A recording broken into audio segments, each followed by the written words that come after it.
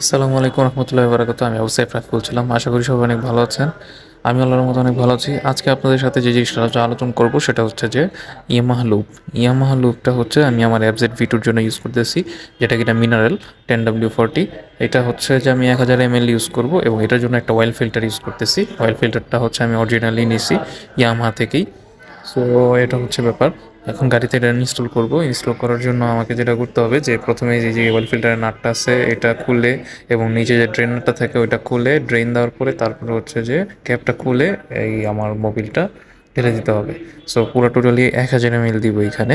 1000 ml একটু কম দিব না। 1000 ml মানে এই লিটারটা হচ্ছে আপনার 1000 মানে 1000 ml মানে 1 লিটারের একটা বোতল পুরোটাই ঢেলে দিলাম। সো এটা দেওয়ার পরে গাড়িটা স্টার্ট দিয়ে কিছুক্ষণ রেখে দিব, 2-1 মিনিট। মোবিলটা উপরে ওঠার পরে তারপর হচ্ছে গাড়িটা আমি চালাবো। এই হচ্ছে ব্যাপার। সো আপনারা সবাই আমার লুপ ইউজ করতে পারেন যাদের গাড়ি হচ্ছে যে এখনও পর্যন্ত 3000 4000